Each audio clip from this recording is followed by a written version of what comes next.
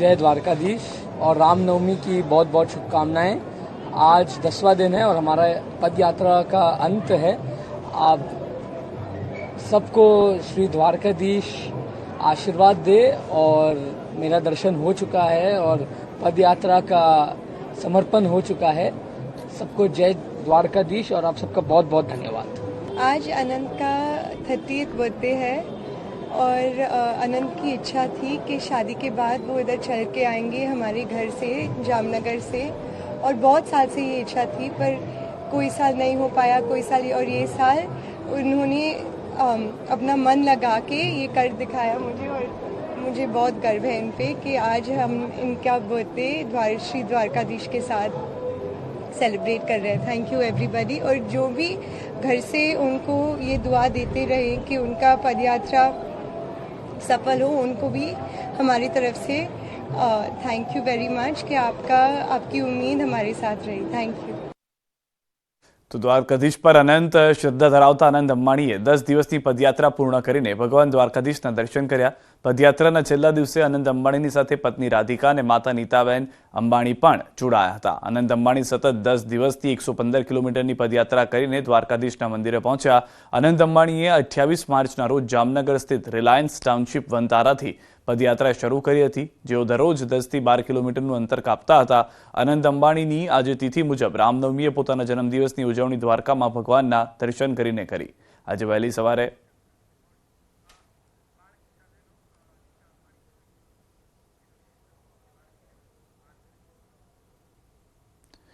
તો એક દ્રશ્ય પણ અમે આપને બતાવી રહ્યા છીએ કે જ્યારે પદયાત્રા ચાલી રહી હતી એ દરમિયાન એક બાળકીને નીતા અંબાણી તેડી લે છે, કારણ કે આ દ્રશ્યમાં આપ જુઓ છો ગ્રીન કલરનું જે લીલા કલરનું પહેરવેશ છે તેમાં 2 વર્ષની એક બાળકી છે જેને પહેરી રાધિકા અને નીતા અંબાણી વહાલ કરતા જોવા મળી રહ્યા છે, હિત વરસાવતા જોવા મળી રહ્યા છે। પદયાત્રા ચાલી રહી હતી એ દરમિયાન જ કેટલાક બાળકો પણ રસ્તા પર આવ્યા હતા, કેટલાક બાળકો સાથે તેઓએ વાતચીત પણ કરી હતી ને એ સમયના દ્રશ્યો પણ આપ જોઈ રહ્યા છો। તો 4 દ્રશ્યો જે છે અલગ અલગ આપને બતાવી રહ્યા છે। માતા અને પત્ની જોડે આ પદયાત્રા જોવા મળી હતી। પહેલા પત્ની વહેલી સવારે જોડાયા, ત્યારબાદ મંદિરે જ્યારે પહોંચવા આવ્યા ત્યારે માતા પણ આ પદયાત્રામાં જોડાઈ ગયા હતા। મંદિરમાં પણ ભવ્ય સ્વાગત કરવામાં આવ્યું છે। દ્રશ્યોમાં આપ જોઈ રહ્યા છો કે ગજરાજથી લઈ અને ભૂદેવો 300 જેટલા ભૂદેવો ઉપસ્થિત રહ્યા હતા અને ત્યારબાદ તેઓએ સ્વાગત પણ કર્યું હતું તેઓનું। તો મંગળા આરતીના પણ એ દ્રશ્યો કે જેમાં અંબાણી પરિવાર જોડાયો હતો, ખાસ કરીને અનંત અંબાણી કે જે સંપન્ન કરી આ યાત્રા જે છે તે પદયાત્રા, ત્યારે તેઓ મંગળા આરતીમાં પણ રહ્યા હતા અને ગોમતી ઘાટથી પણ તે જ્યારે પસાર થઈ રહ્યા હતા એ સમયના પણ દ્રશ્યો અમે આપને બતાવી રહ્યા છે। તો આજના દિવસે 10 દિવસની જે 115 કિલોમીટરની પદયાત્રા હતી અનંતની તે હવે પૂર્ણ થઈ ચૂકી છે। તેઓએ કહ્યું કે મારો જન્મદિવસ જે તેમના પરિવારના જ્યોતિષ છે તેમની સાથે પણ જ્યારે વાત કરી ત્યારે તેમણે કહ્યું કે રામનવમીએ તેમની તિથિ પ્રમાણે જન્મદિવસ છે અને તે ઉજવણી તેમણે ત્યાં કરી છે। इससे पूरे हिंदुस्तान को 2 युवा आइकॉन्स मिले हैं, एक अनंत अंबानी के रूप में और एक धीरेन्द्र शास्त्री के रूप में। ये दोनों जने धर्म की पताका लेकर के पूरे हिंदुस्तान के युवा वर्ग को दिखा रहे हैं कि एक साथ चलेंगे तो भगवान का भी साथ मिलेगा। और जिस प्रकार से आज पूरी द्वारका नगरी उमड़ करके आई है, सब प्रकार से इनका स्वागत करने के लिए તો તેમના મિત્રો પણ તેમની સાથે જોડાયા હતા। આ યાત્રામાં ન ફક્ત અનંત તેઓ એકલા ચાલ્યા પરંતુ તેમના મિત્રો જે યુવા મિત્રો હતા તેઓને પણ તેઓ પદયાત્રામાં સાથે લઈને ચાલ્યા હતા। તેઓએ પણ પોતાનો અનુભવ શેર કર્યો હતો। શું કહ્યું હતું તે પણ સંભળાવે। आनंद भाई के साथ चल रहे हैं, बहुत आनंद मिल रहा है, बहुत खुशी हो रही है।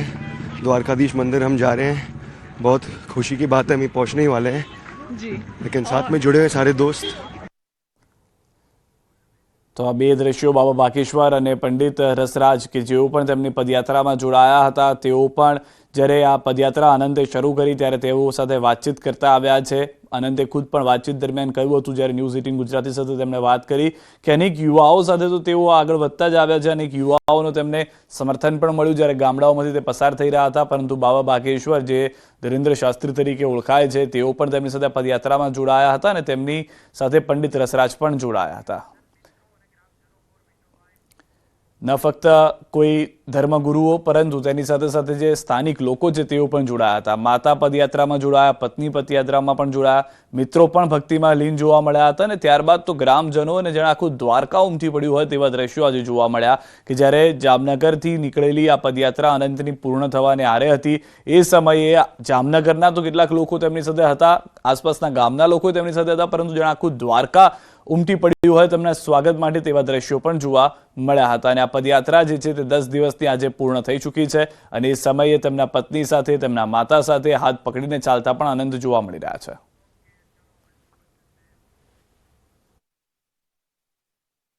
અનંતજીની યાત્રાનો આજે છેલ્લો દિવસ છે, પરંતુ છેલ્લા દિવસે આપ જોઈ શકો છો દૂર દૂર સુધી અત્યારે જનમેદની ઉમટી છે અને અનંતજી પગપાળા અત્યારે દ્વારકાધીશના દર્શને જઈ રહ્યા છે. અનંતજી, આ યાત્રા કયા પ્રકારની રહી છે અત્યાર સુધી? બહુ સરસ રહી છે અને ભગવાનનું કૃપા રહી છે અને યાત્રાનું હમણાં અંત થવાનું જ છે અને રામનવમીના પાવન અવસર પર દર્શન મળવાનો મને આ પાવન મોકા મળે છે.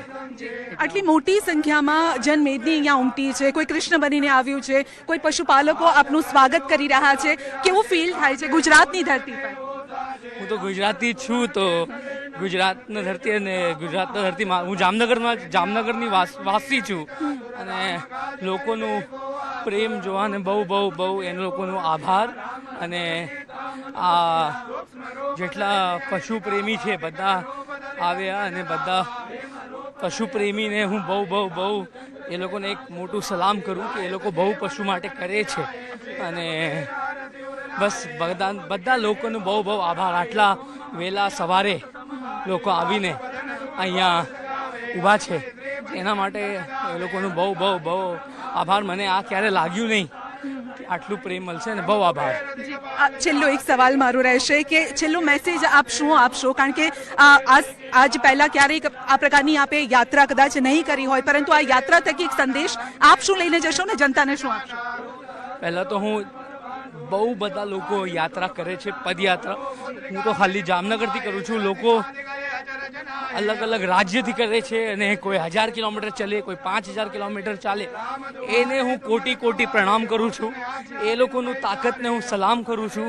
ભગવાન એ લોકોનું, મારું ભગવાનથી એ જ પ્રાર્થના રહે કે બધા ભક્તના બધા જેટલા પણ ઈચ્છાઓ છે ભગવાન પૂરું કરે. આ મારું ભગવાનથી એ જ પ્રાર્થના છે અને મારા માટે આ એક બહુ મહત્વનું યાત્રા હતું. હું પહેલા વાર પદયાત્રામાં નીકળ્યું છે અને આનાથી મને બહુ શીખ મળ્યું છે અને ભગવાનનું હું હમણાં ચરણમાં જઈને એના માટે મને ખુશી અને મને બહુ ખુશી મહેસૂસ થાય છે.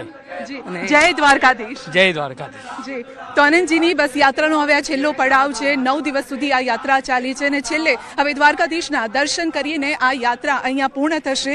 ઘણા બધા લોકો માટે આ યાત્રા યાદગાર રહેવાની છે, કારણ કે મોટી સંખ્યામાં આજે જે જગ્યા પરથી તેઓ પસાર થઈ રહ્યા છે, કારણ કે ખાસ કરીને ગામડાનો રસ્તો તેઓ પસંદ કર્યો છે. હાઈવે પર ભીડ થઈ જતી હોય છે, તે માટે તેઓએ આ ગામનો રસ્તો પસંદ કર્યો છે અને અહીંયા આપ જોઈ શકો છો મંત્રોચ્ચાર, સૂત્રોચ્ચાર થઈ રહ્યા છે અને તેની સાથે જ જનમેદની જ્યાંથી પસાર થાય છે ત્યાંથી લોકો તેમની સાથે જોડાઈ રહ્યા છે. કોઈ કૃષ્ણ ભગવાનના ફોટો લઈને આવ્યું છે, કોઈ કૃષ્ણ બનીને આવ્યું છે અને પશુપાલકો ખાસ કરીને અહીંયા આવ્યા છે અને તેઓ તેમનું સ્વાગત કરી રહ્યા છે, સન્માન કરી રહ્યા છે. અને બસ આ સાથે જ આ યાત્રા તો પૂર્ણ થશે, પરંતુ યાદો હંમેશા તેમની સાથે રહેવાની છે. જે લોકો અહીંયા જોડાયા છે તેમની સાથે પણ રહેવાની છે.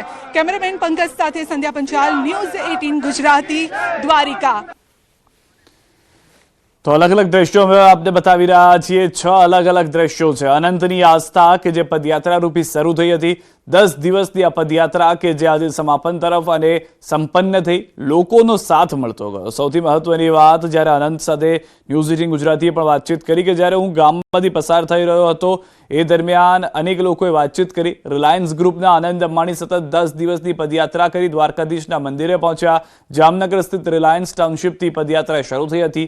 તિથિ પ્રમાણે આજે રામનવમી આનંદ અંબાણીનો જન્મદિવસ પણ છે અને પોતાના જન્મદિવસે આનંદ અંબાણી દ્વારકાધીશના દર્શન કર્યા. રસ્તામાં જ્યાં જ્યાં આનંદભાઈ આગળ વધી રહ્યા છે ત્યાં કેટલાક લોકો તેમનું સ્વાગત કરવા માટે આવ્યા છે અને તેવી જ એક નાની બાળા અહીંયા દેખાઈ રહી છે અને તે કૃષ્ણ બનીને આવી છે, કૃષ્ણની નગરીમાં જ કૃષ્ણ બનીને આવી છે. ત્યારે તેની સાથે આપણે વાતચીત કરીશું. શું નામ છે બેટા? વૈશ્વી. વૈશ્વી. ઓ તું તો દીકરી છે, મને એમ કે છોકરો છે તું. હા નહીં, આજે કૃષ્ણ બનીને આવી છે. કેમ? આનંદ સરને મળવા. બોલ. અચ્છા, આનંદ સરને મળવા આવી છે. અને આ શું લઈને આવ્યા છો તમે? વનતારાનો અચ્છા, શું લઈને આવ્યા છો આજે? શું ઉદ્દેશ્ય શું છે આજનો તમારો?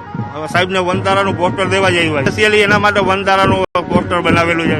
છોકરીની ઈચ્છા પ્રમાણે. અચ્છા, આ પેઇન્ટ કરેલું છે આ કે બનાવ્યું છે? બનાવેલું છે. બનાવેલું છે. અને ક્યાંથી આવ્યા છો? જામનગર.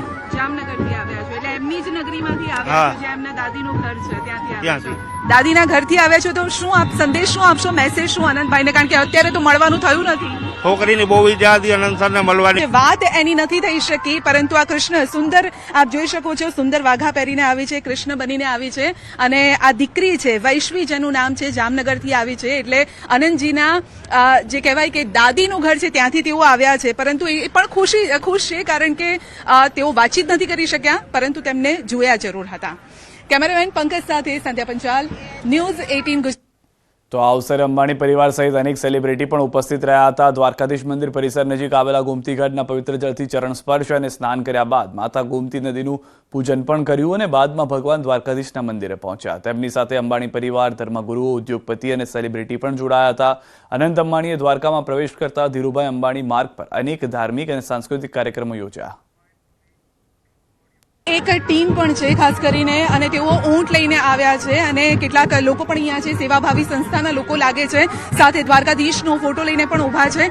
આનંદભાઈ આપને મળ્યા, શું વાતચીત થઈ? हमें आनंद सर जी से मिले. हम एनिमल रेस्क्यू टीम से यहाँ द्वारका के जो भी बर्ड्स एनिमल्स है वो बीमार होते हैं उसको रेस्क्यू करके क्लियर करके फॉरेस्ट वाले को दे देते हैं. वैसे उनसे बात की हमने. जी, ये कैमल यहाँ पर रखा है, वो कैमल लेकर आए हैं, तो फिर क्या कुछ देखकर उन्होंने क्या कहा? नहीं कैमल अच्छा है उसे इससे बात किया. अच्छा, इस हाँ. बात की શું વાત કરી દાદા? કેમલ છે અમારા છે. અચ્છા, આનંદભાઈ ને મળ્યા? હા મળ્યા, શોખ ને માટે રાખ્યો છે. અચ્છા, તો આજે તમારું આ કેમલ લઈને આવ્યા છો, આનંદભાઈ ને બતાવ્યા, મળ્યા, શું કીધું એમણે? એને કીધું હાજી કીધું. અચ્છા, કારણ કે એ બહુ જ એનિમલ લવર છે, તો શું સંદેશ, કારણ કે એક મોટી યાત્રા પણ કરી રહ્યા છે, તો શું કહેશો? जी, हम ये कहने वाले हैं कि जो एनिमल्स लवर है वो उनके लिए सबके लिए सोचते हैं एनिमल्स के लिए, और हमको मौका मिला इनको मिलने का, और हम मिले. जी, क्योंकि लाइफ में अभी ऐसा मौका कभी नहीं मिलेगा शायद. हाँ, शायद कभी नहीं मिलेगा अभी.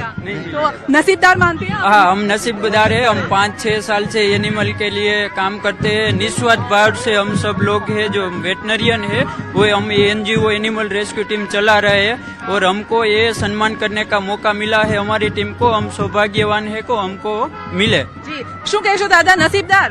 નસીબદાર. નસીબદાર છો. નસીબદાર. કયા ગામથી આવ્યા, ક્યાંથી આવ્યા? આરંબડા છે. અચ્છા, તો અહીંયા કેટલાક લોકો છે સેવાભાવી સંસ્થાના, તેઓ પણ એનિમલ લવર છે, રેસ્ક્યુ ટીમ માટે તેઓ કામ કરે છે અને તેઓ અત્યારે પોતાને સૌભાગ્યવાન માની રહ્યા છે, કારણ કે આનંદજીને મળવાનો આ મોકો તેમને મળ્યો છે. અને તેઓ અહીંયા થોડીવાર ઊભા પણ રહ્યા હતા, તેમની સાથે વાતચીત પણ કરી હતી, અને આ સંદેશ તેઓ ઘરે પણ લઈને જવાના છે કે જીવનભરનું એક સંભાળનું અહીંયાથી લઈને જશે. કેમેરામેન પંકજ સાથે સંધ્યા પંચાલ.